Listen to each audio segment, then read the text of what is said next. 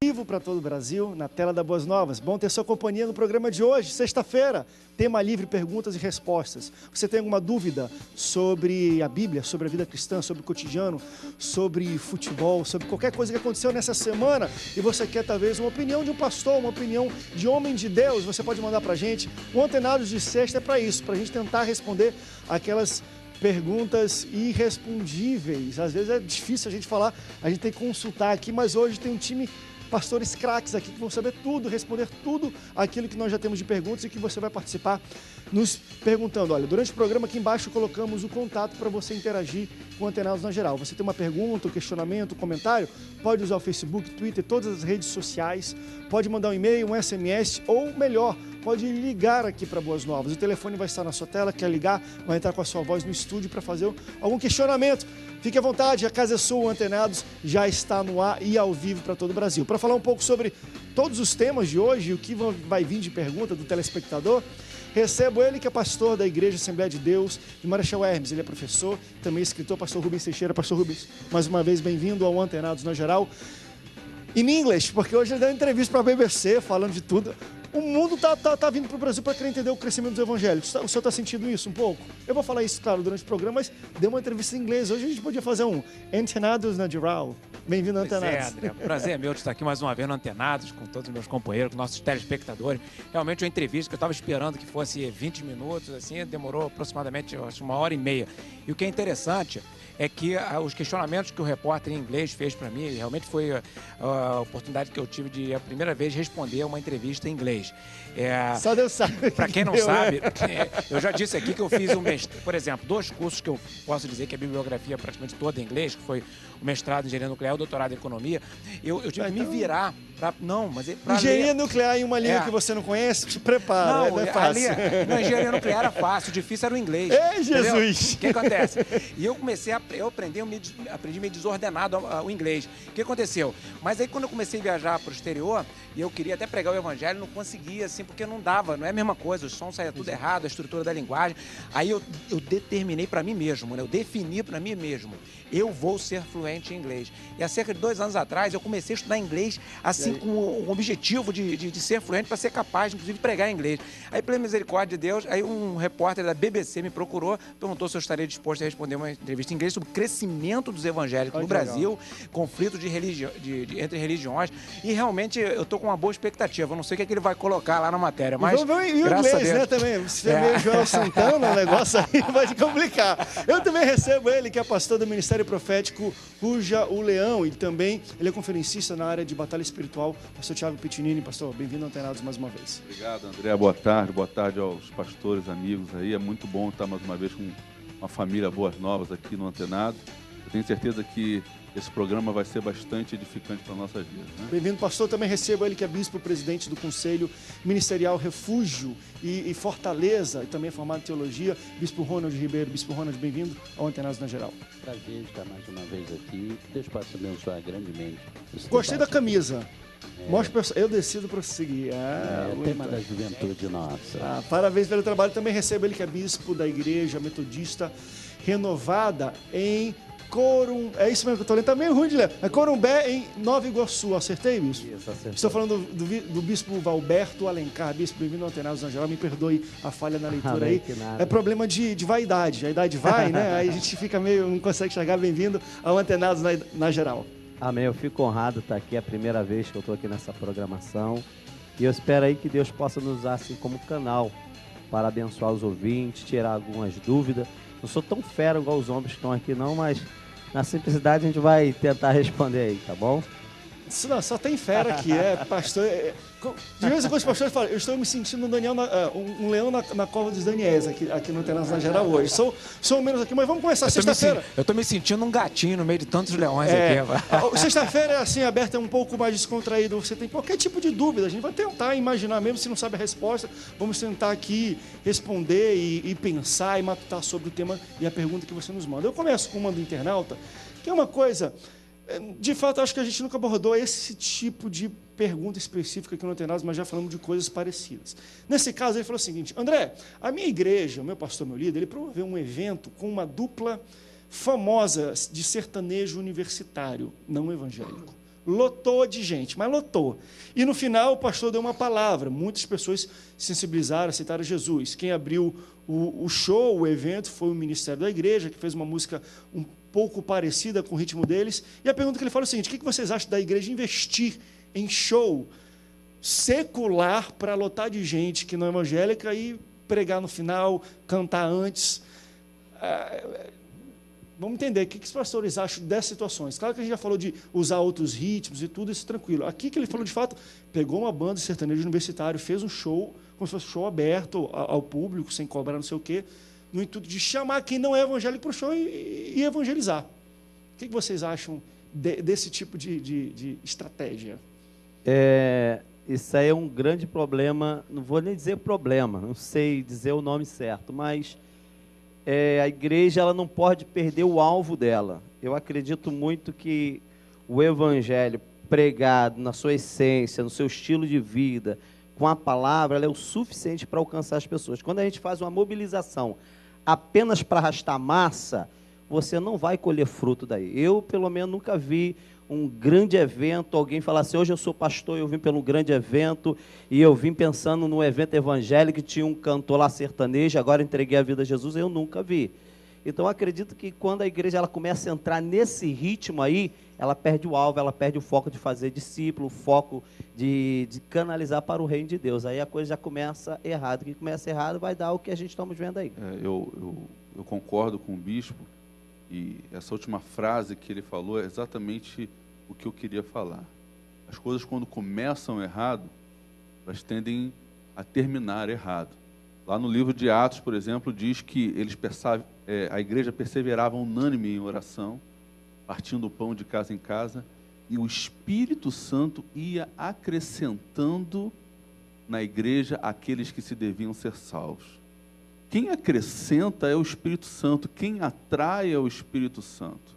Quando eu acho até louvável, de certa forma, por um lado, falando a estratégia do pastor, né? Executou errado, talvez. A boa intenção, a intenção foi até boa, mas não tem aquele ditado que diz que de boas intenções o inferno está cheio, de pessoas de boa intenção? Então, nem sempre a boa intenção é aquilo que Deus quer. Deus quer obediência, Deus quer que a gente faça a vontade dele. E a gente tem que seguir isso que está no livro de Atos. Quem acrescenta é o Espírito Santo. Se a gente fizer a nossa parte, nós obedecermos a Deus, se nós fazermos aquilo que Deus mandou que nós fizéssemos, Ele vai acrescentar. A unção dele vai cooperar com o nosso trabalho e vai acrescentar. Alguns devem até acreditar que os fins justificam, talvez, os meios, e nesse pensamento, poxa, vamos fazer uma coisa Eu, às vezes, tenho medo a questão de evangelismo. Evangelismo é desculpa para muita coisa errada. Aí o cara vai para um local, não, vou para evangelizar. Isso aqui é evangelismo, a gente acaba, não sei, não passando talvez um bom testemunho no intuito de querer evangelizar. André, tudo agora chama de estratégia, não é? E vai colocando... Antes era pecado, né? Hoje é estratégia. É método, né? E vai colocando essas estratégias todas, misturando o profano com o que é santo. É uma situação séria, porque teve um resultado aí, parece que teve um resultado positivo no final, mas tem que ver se mais tarde não vai ter um resultado negativo muito maior do que o foi positivo. No final, 12 pessoas aceitaram Jesus ali, é positivo, agora tem que ver se depois... Mas 12 mil ficou lambando durante o show lá. E tem que saber que depois... O fim justifica os meios. Isso. E depois tem que ver se o povo dele todinho não foi para um outro show daquele, aí ficou todo mundo lá. Ganhou 12 e perdeu 500. Eu falar, rapaz, isso aqui está melhor do que o Lohan da igreja, rapaz, esse negócio aqui. O que é interessante, olha só, vamos pelo modelo de Jesus. A Bíblia diz que muitos seguiam a Jesus por causa de quê? Por causa dos milagres, sinais que ele fazia, e talvez até por alguma mensagem, e pelas mensagens também. Mas teve uma época, teve um momento, e esse momento a igreja tem que ter, primeiro, o que traz as pessoas ao Evangelho é a mensagem do Evangelho. Né? E essa mensagem do Evangelho, ela não é algo retórico, ela não é algo que ela tem o poder da persuasão humana. O apóstolo Paulo fala sobre isso. É o Espírito Santo. A força da palavra de Deus não está nas letras e nem não está na voz de quem fala. Está, sim, na ação do Espírito Santo de Deus, que age através da palavra de Deus. Então, as pessoas são um sermão duro e as pessoas foram embora. E Jesus virou para os discípulos e falou, vem cá, e vocês não querem ir também não? Aí Pedro, né? Mestre, para onde iremos nós? Só tu tens palavras de vida eterna. Então, na verdade, eu prefiro seguir o modelo ortodoxo de Jesus Cristo, que é levar a mensagem. Porque a mensagem, eu estava falando isso para o jornalista inglês, ele estava falando sobre questões de pessoas que brigam com pessoas de religiões afro, pessoas que atribuem, pessoas de religiões afro que atribuem que não conseguiu instalar um templo deles porque um evangélico teria sugerido, as pessoas evangélicas não queriam, coisas desse tipo. Eu falei, olha, nós, para pregarmos o evangelho, disse para eles, nós falamos de Jesus Cristo, da salvação em Jesus Cristo, que morreu e ressuscitou, do perdão dos nossos pecados, da vida eterna. Eu falei tudo isso para o jornalista. E eu falei durante algum tempo... Ajoelha, deixa eu orar logo por você. É verdade, eu preguei para ele. E no final eu falei para ele, olha, eu falei da mensagem que eu creio e não citei uma religião sequer, porque nós amamos profundamente os umbandistas, os candomblecistas, porque Jesus os ama. Então, na verdade, nós não precisamos criar mecanismos para suprir uma eventual lacuna que nós supomos que exista na capacidade do Espírito Santo de convencer as pessoas. O Espírito Santo de Deus atinge o coração das pessoas. O Espírito Santo de Deus convoca, fala aos corações se as pessoas derem espaço. Então, na verdade, o Espírito Santo de Deus, nós não precisamos querer ser melhor do que Jesus Cristo, melhor que o Espírito Santo de Deus, e queremos trazer as pessoas com as nossas estratégias, porque o Espírito Santo de Deus fala aos corações e se a pessoa quiser vir pela mensagem, vem. Se não quiser, não venha. Mas também não vem por outra razão. Me chama a atenção, uma vez que eu tenho que fazer um show com cantores que não são evangélicos, eu entendo que eu estou tentando enganar, desculpa aí se eu estou ofendendo alguém, estou querendo enganar alguém para quando chegar aqui agora, a galera já vê, agora bota o hino evangélico e vão chorar ganhando para Jesus. Jogar uma isca, deixa eu jogar uma iscazinha aqui e pescar. O maior desafio da igreja hoje não está sendo ganhar, mano, porque hoje os peixes estão pulando dentro do barco. O maior desafio está sendo consolidar pessoas, transmitir o evangelho, amar pessoas. Uma vez que a gente aprende a amar pessoas, as pessoas vêm para ser amadas.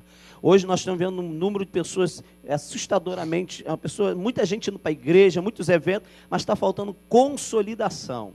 E como é que nós vamos consolidar? Quando nós voltamos para a simplicidade do evangelho, que é o quê? Amar, mas não de palavra, através de gesto, um abraço, um cuidado. Consolidação. Hoje é o que nós estamos precisando, não mais de eventos assim. Vamos pro break? Vamos pro break e depois a gente volta. Só tem que ter cuidado que o evento pode ser evento. Eita, pá. E ó, tu entendeu, né, crente? O Espírito Santo não precisa de arrocha para convencer o coração das pessoas, não, tá bom? Vamos pro rápido break. Daqui a pouco a gente volta, não sai daí, o Antenados, volta já já.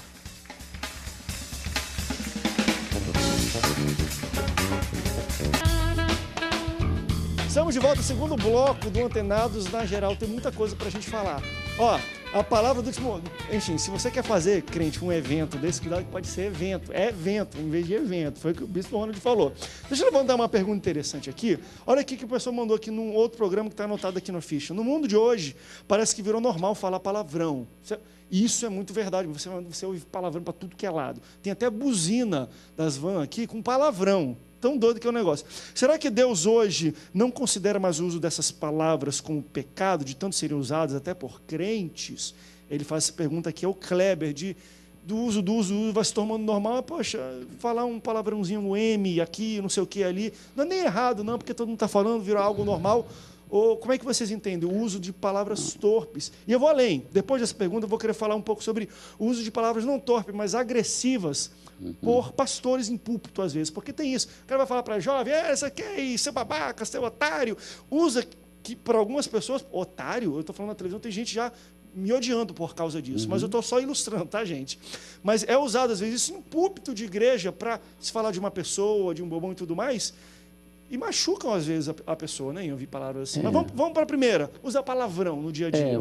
Você definiu bem quando você usou a palavra torpe, porque a própria Bíblia fala, né, que não haja na sua boca palavra torpe. E a questão dos palavrões, qual é a questão?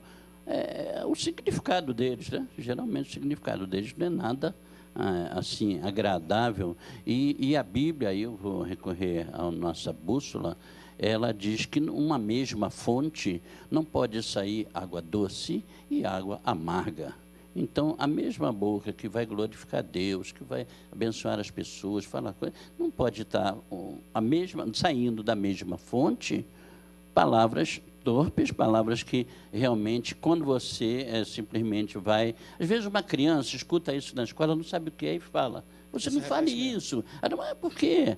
Aí fica difícil até para você depois dizer qual o significado daquilo para a criança, porque ela não vai entender que, de repente, a coisa é muito pesada mesmo. Mas é como você falou, isso tem sido uma coisa assim, facilmente acontecendo aqui, nos lugares, na igreja, crentes falando palavrão, e às vezes chega para você e diz assim, isso não tem nada demais. Eu digo, então, daqui a pouco eu te dou a oportunidade, e aqui no púlpito você vai falar para toda a igreja. Aí ele se retrai. E às vezes o cara até fala, hein? Não, a situação é tão...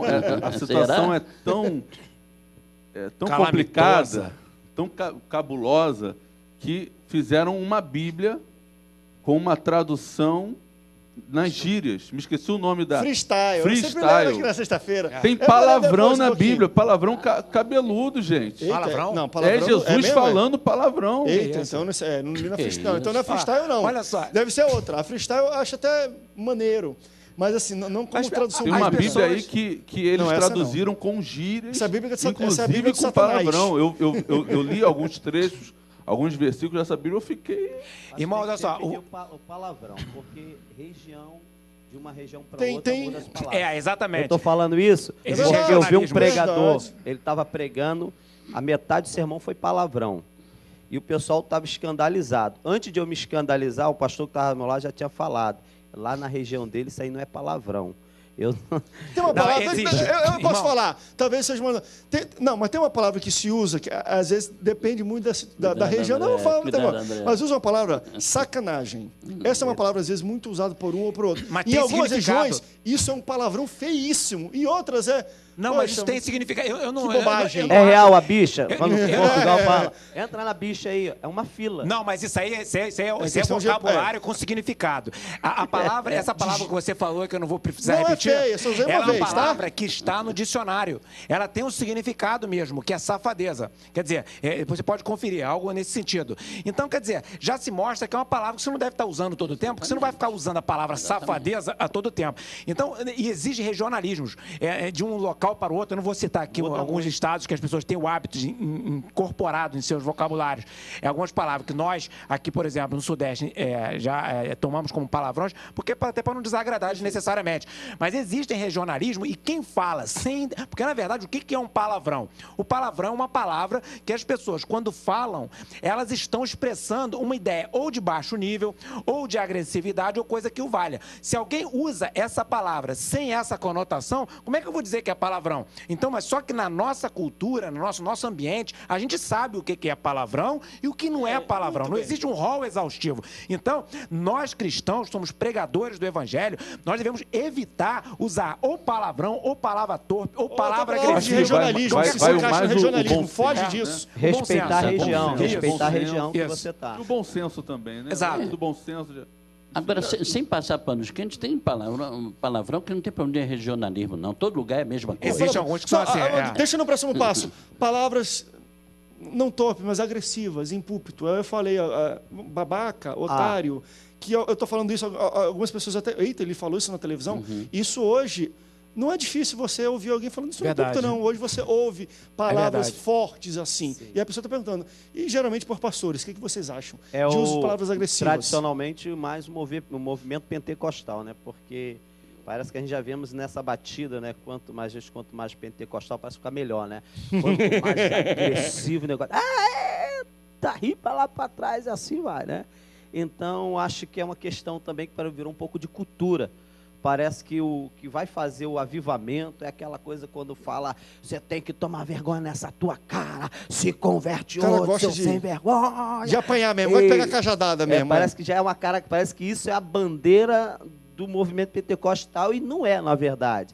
Parece que criaram assim uma forma de de se comunicar que eu não... Isso é um estilo, né? muito Quer dizer, certo. as pessoas, quando elas falam gírias e quando elas falam palavras agressivas, elas não falam porque elas são de um jeito ou de outro, falam porque é da natureza delas e o hábito delas. Então, uma pessoa que tem o hábito de... iniquidade, né? se tornar um... Não, às vezes é um hábito, a pessoa tem um hábito de falar aquilo, às vezes ela nem leva em conta que está falando uma gíria, porque já se incorporou o vocabulário dela, e às vezes vai para cima do púlpito e fala também. Quer dizer, porque Mas na é uma verdade questão- existe a maioria dos pregadores pentecostais, e é tudo estilo. A gente vai nas igrejas, eu que rodo bastante as igrejas, eu palestro por aí tudo, existe a igreja batista, a igreja presbiteriana, que são um estilo de um culto mais tranquilo, as igrejas pentecostais, que são os pregadores mais eloquentes, existem as igrejas neopentecostais, que tem o estilo delas, dentro desse estilo, existem os pregadores que são, que os irmãos gostam, a igreja gosta, eles pregam lá com um estilo mais assim,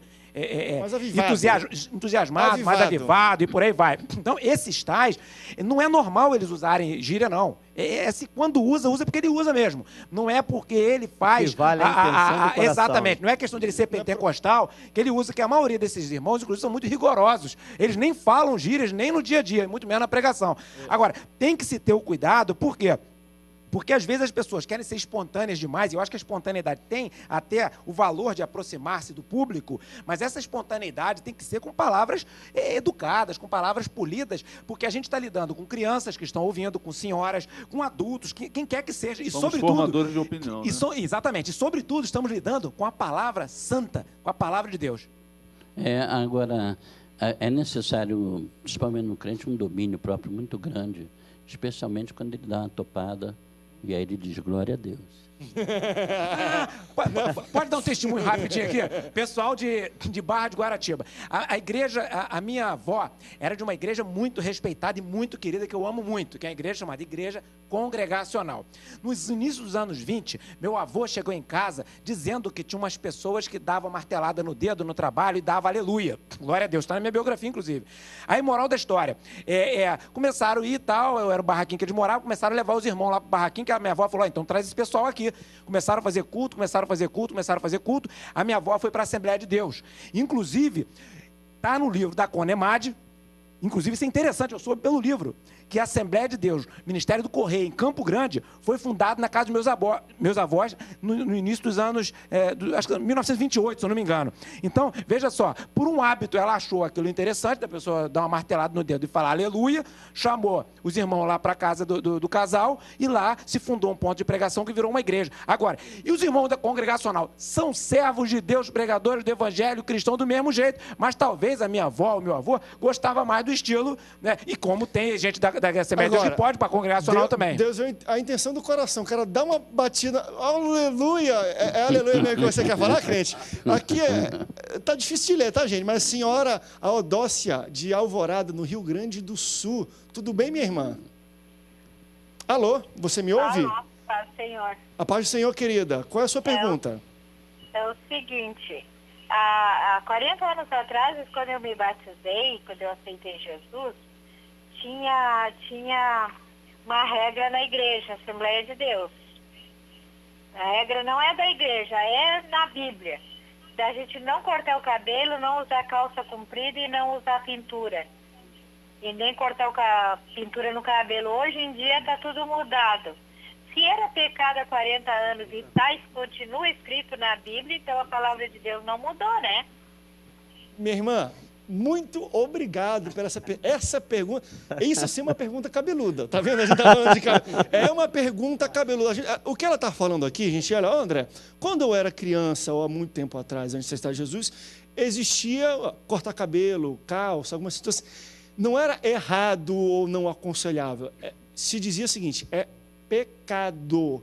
E às vezes, claro, pegava até questões bíblicas para se basear. 40 anos depois, caiu um pouco do fervor desses... E aí, minha irmã, preste bastante atenção no que eu vou falar. Usos e costumes, tá? Não é Bíblia, pelo menos para os evangélicos. Eu não estou falando de judeu. O judeu ainda ele tem todo o lance deles lá, mas assim, para nós evangélicos, a questão de cortar cabelo e tudo mais. Porém, a gente também está falando de particularidades de onde você está envolvido, na sua região, na sua cidade, no seu estado. Isso ainda pode ser algo que é levado muito a sério. Né? Como você se corta cabelo, se pinta a unha e tudo mais. E temos também que respeitar esse pessoal Demais. que se porta dessa maneira. Demais. O que eu vejo, todo mundo faz essa pergunta. Parece que aquilo que era pecado hoje não é mais pecado. A Bíblia mudou? A Bíblia é a mesma. As interpretações que mudaram. Totalmente. Porque até 40 anos atrás, a forma de interpretar um texto era uma. Hoje é analisado um contexto, é analisado época, tantas análises, e chegou à conclusão que as interpretações, a forma que colocava, não era uma forma bíblica, era uma forma de costume que foi trazendo como Bíblia. E aí é onde o único erro que eu vejo aqui, não vejo problema quem bota roupão, não vejo problema quem não corta cabelo.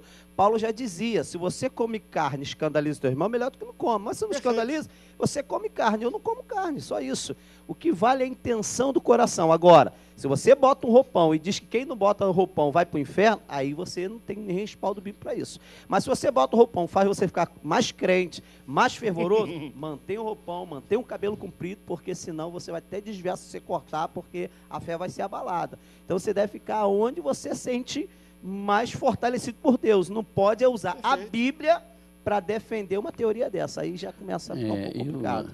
André, você sabe, eu fui 40 anos na Assembleia de Deus, né? Peguei todo esse tempo lá atrás, e onde era rigoroso mesmo.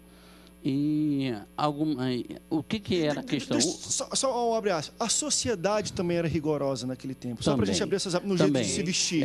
Então, assim, a gente tem que imaginar também dentro do contexto da sociedade. Era necessário, ali naquele momento, era primeiro necessário uma mudança, até mesmo na vestimenta, a forma de ser, para mostrar a sociedade. A outra questão foi falada aqui, interpretação, às vezes, errada de texto. São várias questões. Outra questão, questão pessoal do pastor. O próprio pastor colocava como doutrina na igreja uma coisa que nem na Bíblia estava.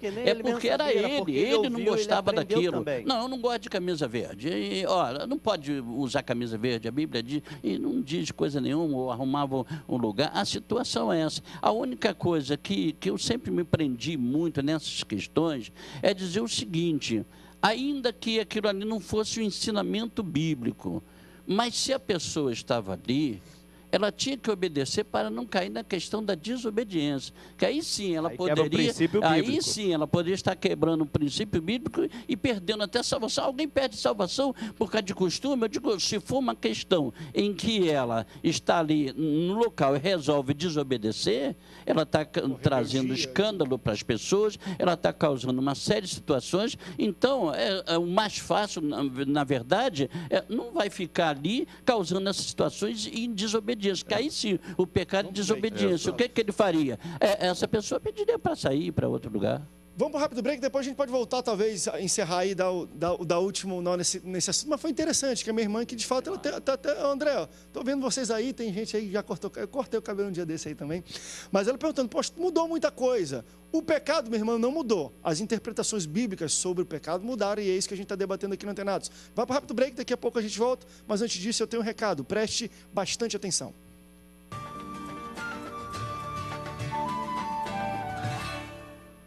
Há quanto tempo você sonha em ter o seu próprio negócio? Que tal uma atividade que garanta excelentes ganhos e a oportunidade de mudar a sua vida? A Rinodê é uma empresa brasileira de cosméticos e bem-estar que atua há mais de 20 anos no mercado, com alta tecnologia e qualidade em mais de 300 produtos, com lucro de 100% em todas as vendas. Acesse www.rinodê.com.br e cadastre-se hoje mesmo com o ID 110307. Lembre-se, no site, para se cadastrar, coloque o ID 110307 e torne-se um consultor hoje mesmo. Rinodê, 20 anos fazendo sua vida melhor.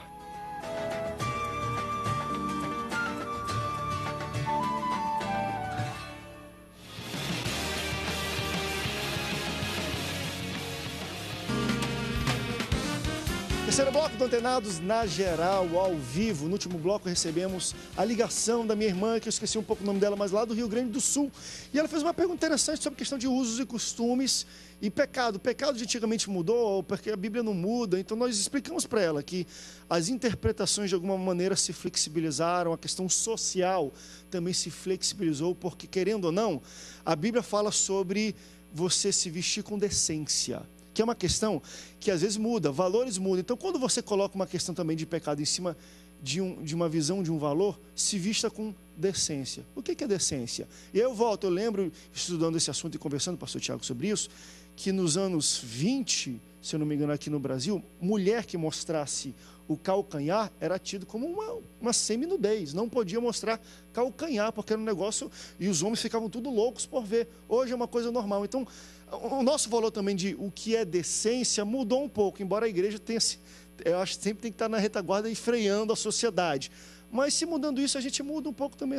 Talvez quem mostrava o calcanhar naquela época estava pecando mesmo, porque naquela época era indecente. Hoje não é. Exatamente isso. A palavra de Deus é algo tão tremendo, André, que no concílio de Jerusalém, o que ficou estabelecido, né? Paulo, ele debatendo junto aos apóstolos que eram apóstolos dos judeus, e Paulo era apóstolo dos gentios, que as nações gentias da qual ele pregava o evangelho tinham costumes, tinham usos e costumes diferentes dos judeus, né? E ali eles, naquele debate, o que ficou definido no final daquele concílio? A única coisa que ficou definido, a única proibição que ficou definida para os crentes gentios era o quê? Não comer carne sacrificada, me ajudem aí, pastores. Não se prostituir, foram 3. Carne sacrificada, não se prostituir e não adorar imagens. Então, por quê? Porque exatamente usos e costumes é uma coisa que está muito ligada a tempo, a geografia, né? É uma coisa que é muito oscilante, como você falou, na década de 20 era proibido, era indecoroso a mulher mostrar o calcanhar. Naquela época realmente era indecoroso, hoje não é. Então, essas coisas oscilam muito, entendendo? Oscilam muito. E a palavra de Deus, ela deixou registrado essas 3 proibições, essas 3 definições lá no Concílio de Jerusalém, né, para que a gente se baseasse naquilo, somente naquilo, né? Então, oscila muito essa questão de uso de costumes. Olha só, a Bíblia não traz um rol exaustivo do que é pecado. Então, pecado é tudo aquilo que desagrada a Deus. Quando eu já falei aqui, né, eu fui criado com pessoas muito simples, né, num ambiente de pessoas muito pobres e muito simples, mas tementes a Deus. Então as pessoas achavam na Bíblia, por exemplo, justificativa para não usar perfume, né? Justificativa para não usar salto alto e uma série de outras coisas. Então, as pessoas, nós não podemos esquecer que foram pessoas extremamente pobres, extremamente simples, mas também muito tementes a Deus. Que amavam a Deus. Que com esforço gigantesco para pregar o evangelho, sem muitas referências, não tinham muito conhecimento intelectual. Então, às vezes, por simplicidade, por cultura da época, por uma série de outras coisas, optavam por cometer alguns exageros, que hoje nós vemos como exagero, mas esses comportamentos deles, em se resignar e aceitar doutrinas que hoje nós entendemos que eram doutrinas de igreja, de costumes, de hábitos, e não tinha sustentação plena na Bíblia, no sentido de ter aquele rigor e pontual, vamos dizer assim, como eu disse, do perfume, por exemplo, mas que Deus certamente se sentiu homenageado por um grupo de pessoas simples, que não tinham muitas informações e que achavam que aquilo ali era um gesto de agradecimento a Deus. Se hoje o evangelho no Brasil cresceu, é porque esses homens e mulheres de Deus simples, pessoas talvez que cometeram aos nossos olhos algumas aberrações de excessos, mas foram essas pessoas que fizeram hoje nós sermos uma sociedade com muitos evangélicos, crescemos. Eu fui evangelizado e criado nesses ambientes. Hoje eu entendo perfeitamente, concordo com tudo que foi dito aqui, né? Eu acho que se você acha que você faz determinada coisa coisa e aquilo te constrange perante Deus, não faça. Se constrange perante sua igreja, não faça. Mas nós devemos conhecer a Bíblia como um todo e saber que existem regras fundamentais. Indecência é pecado. É pecado indecência com roupa curta, roupa comprida. Indecência é pecado, porque o pecado está sobretudo no coração e se exterioriza por meio de atitudes, de vestimentos e por aí vai. E deixa eu levantar só para a gente mover para a próxima página. E eu vejo um pouco isso. Antes, o rigor excessivo do que a flexibilidade permissiva. É melhor a gente tender para esse lado de não pode, do que tá tudo aberto, está valendo tudo, porque eu acredito que a igreja de hoje que foram construídas de pessoas assim. Isso é grande verdade. Jesus falou o quê?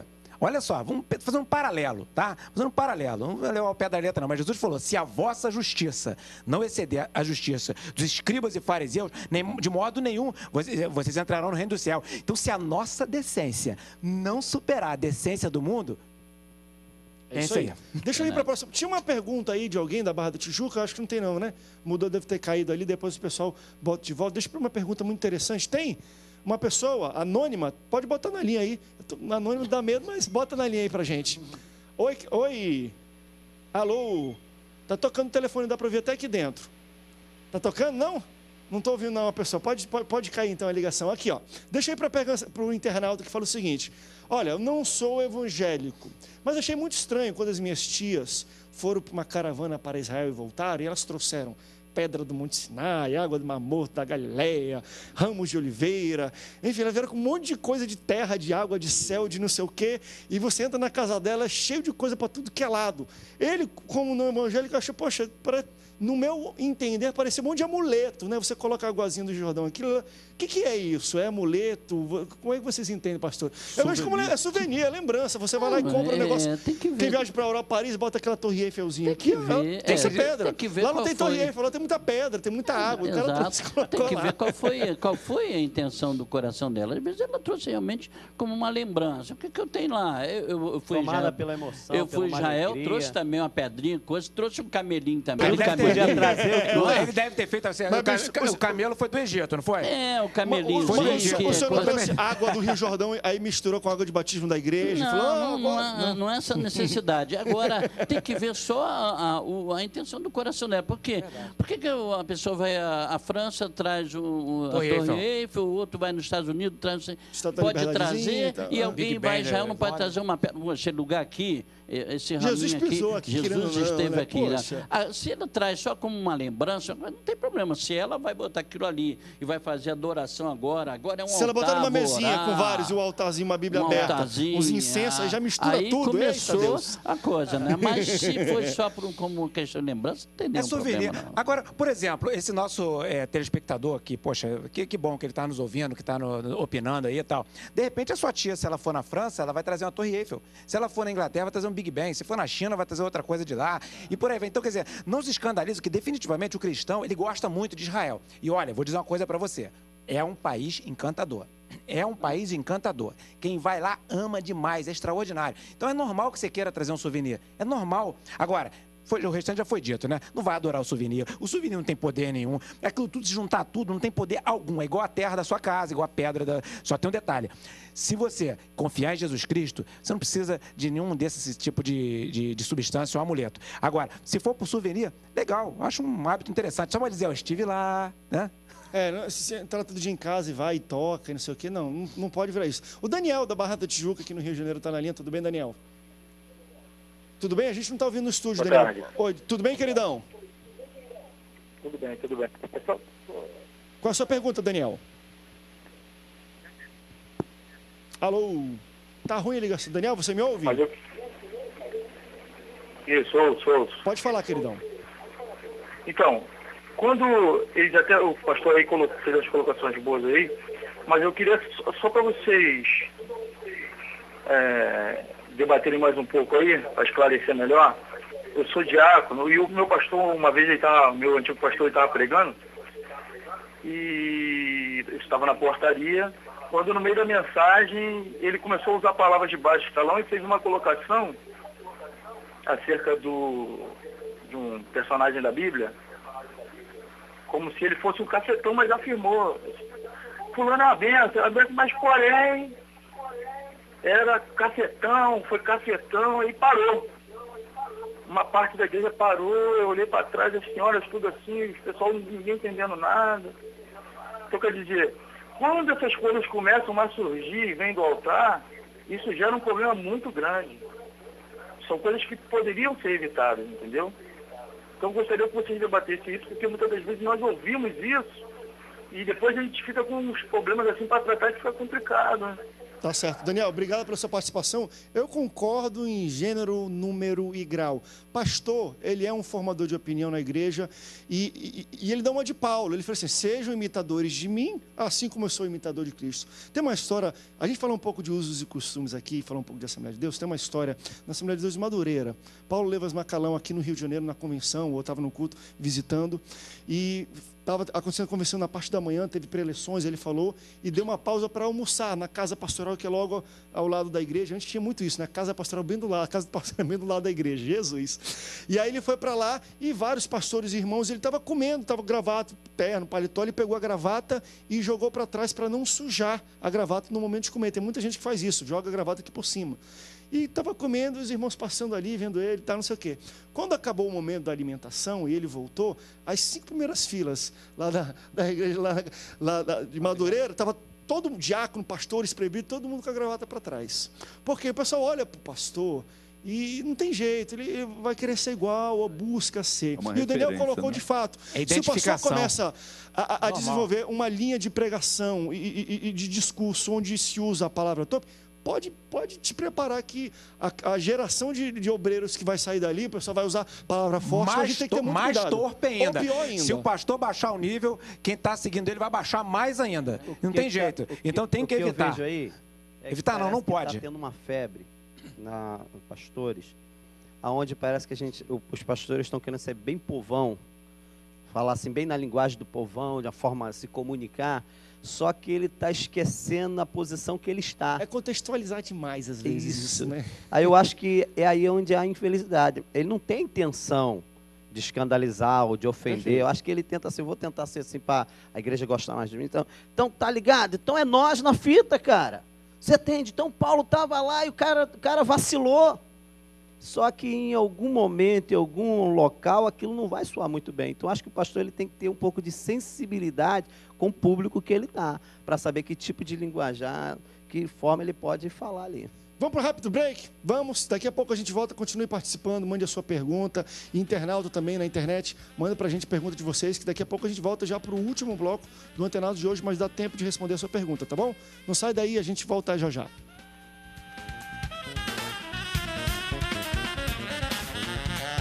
Antenados na geral, mande a sua pergunta para a gente pela internet. Deixa eu abrir aqui um internauta, enfim, várias perguntas interessantes de internautas aqui, mas eu não vou tocar numa aqui não, que é muito sensível aqui, e às vezes o pessoal acha que a gente está pegando no pé. Vamos para essa aqui. Um pastor pode proibir a entrada de uma pessoa na igreja pelo modo que ela está vestida? O pastor, um diácono, alguém que está contando, tem esse poder de poder, não, você está indecente, às vezes alguma pessoa está sem noção mesmo, bota uma mini saia, não sei o quê. Não, você não pode entrar. Como é que vocês acham que tem que ser a postura? Ter o bom senso, né? Com muita educação, com muito carinho, você encaminhar a pessoa, ou se for no caso de uma mulher, uma irmã, né? Uma diaconisa. Tem um lençolzinho na igreja. Minha irmã, bote esse lençol aqui. Senta no banco de trás, tá entendendo? Ou então alguém conversar e explicar, aqui é uma igreja, que você vai escandalizar as pessoas. Acho que é uma questão de bom senso, né? Tem algumas igrejas, né, as mais tradicionais, que nas primeiras fileiras eles põem uma muretazinha, né? É uma ação muito prudente, né? Eu acho interessante. É interessante. Mas eu acho que vale o bom senso e o tato de você poder lidar com a pessoa. Não é questão de não pode não é proibir. Se ela está desse jeito é porque ela precisa de fato não é proibir. Evangelho. Porque né? senão a gente vai criar uma barreira para as pessoas, porque a igreja é isso mesmo. A igreja está aberta para receber a pessoa. Agora, se essa pessoa, ela dentro do culto, ela toma algum comportamento que atrapalhe o culto, como qualquer outra situação, até se estiver bem vestida, vai ser obrigado alguém chegar lá conversar. Modo provocativo. Aí sim, aí vai ter que chamar no canto com muito amor. Ó, você não pode ter esse comportamento aqui, não. O traje público ao pudor é crime. o traje público ao pudor. Perturbar culto também é crime. Se a pessoa entra com uma roupa muito indecente, e ela não está... Para a sociedade isso é normal. Se eu não consigo receber uma pessoa porque ela está com roupa indecente, acho que todo mundo aqui está nessa linha. Eu tenho que receber, porque a pessoa às vezes está precisando de ajuda, ela não tá nem se tocando da roupa dela. Se ela entrou com aquela roupa indecente para perturbar, ela vai se frustrar. Outro extremo daquela irmã do Rio Grande do Sul. Esse aqui é outro extremo. Vai se frustrar porque a igreja vai tratá-la com amor, vai falar de Jesus e por aí vai. André, só dá um parênteses aí na minha fala rapidinho aqui, que eu preciso mandar só esse... Porque tem um telespectador, irmão Oziel, querido. É verdade. Olha aí, olha meu alô pra você, que Deus te abençoe. Você tá pedindo tanto pelo Facebook, meu Jesus também, te abençoe. Oziel. Você também. Todo mundo. E eu vou aproveitar, já que tá mandando alô, antes de passar pro Bispo Ronald, pessoal de Porto Velho, um grande abraço para vocês aí, tá bom? Boas novas aí em Porto Velho. Agora, essa questão aí também, a pessoa que chegou na igreja não vai depender muito de qual é a situação. Ela já é da igreja? Se ela já é da igreja, aí é um tratamento diferente. Aí vai ser chamado, conversar e tal. Uma pessoa que não é crente, que está ali, ela está vindo daquela maneira. Não, ela está assim, gente. Então, vamos tem uma receber. Coisa que há uma diferença também nesse sentido aí, né? Sim. Tem uma coisa aqui que me desperta aqui. Como é que a igreja está hoje? A gente precisa se comunicar, essa comunicação de amor com as pessoas que entram, não importa quem elas sejam e de que forma seja. Eu passei por uma experiência de um homossexual que teve na nossa igreja, conseguiram trazer lá com cabelão, todo travesti. Ele chegou lá. E aí o culto rolou. Quando acabou o culto, eu trouxe uma mensagem. Quando acabou o culto, ele veio com os olhos cheios de lágrimas. E chegou até mim e falou assim: olha, bispo, o senhor arrumou um problema. Aí eu fiquei até assustado. Eu dei um passo para trás e olhei para ele meio assustado. 3 metros de altura. Aí ele chegou para mim e falou assim: arrumou um problema. Se eu resolver entregar minha vida para Jesus hoje, o que o senhor vai fazer comigo aqui? O senhor vai me receber do jeito que eu sou? Aí eu voltei a pergunta, falei assim: por que você me faz essa pergunta? Aí ele com os olhos cheios falou: eu nunca fui abraçado da forma que eu fui abraçado aqui. Eu entrei aqui, as pessoas me abraçaram, as irmãs me abraçaram, os jovens me cumprimentaram. Eu me senti igual a vocês, eu não me senti... Eu já entrei aqui armado, que meu irmão tinha me chamado, eu fiquei aqui constrangido, mas pelo contrário, eu me senti aqui tão bem. E aí passou essa loucura, se eu inventar de aceitar Jesus... Eu tive que falar assim para ele: olha, a gente vai te receber, vamos te ajudar. Na sua identidade está lá escrito: você é homem, tá? Nós vamos trabalhar, vamos te dar apoio, vamos te ajudar no que for preciso para você conseguir caminhar e conseguir aí achar essa felicidade, que eu sei que é um vazio no seu coração. E ele acabou de chorar. Infelizmente, o diabo não deu a chance a ele, porque daquele dia ele saiu e foi alvejado, foi assassinado numa estrada quando ele estava no ponto de prostituição. Eu fui informado que tinham matado ele lá. Mas o que me chamou a atenção foi a importância de a igreja receber a todos dentro da igreja, não importa como esteja. Quando você abraça, o amor constrange. O amor faz com que as pessoas se aproximem de Deus. Quando a gente começa a olhar as pessoas com outros olhos e começamos a discriminar ela, nós não estamos trazendo uma representação do cristianismo. Porque até quem era contra o cristianismo na época de Cristo ficavam admirados com Cristo. As pessoas que não eram cristãs, que eram lá do mundão mesmo da época, se apaixonavam, está ali do lado de Jesus, Jesus estava com eles. Amor, né? Gente. Hoje a gente precisamos... Nós não podemos perder esse alvo de amar. Zaqueu, olha só, o André, ele sempre provoca a gente. Eu queria provocar ele. Cadê a pergunta que você disse que tinha? Em 4 minutos? Por quê? Não, eu posso, não, mas já se exauriu. A gente. Não, deixa eu mandar, não. Eu não vou falar nomes, não, porque pode ser sensível, mas eu acho interessante, olha.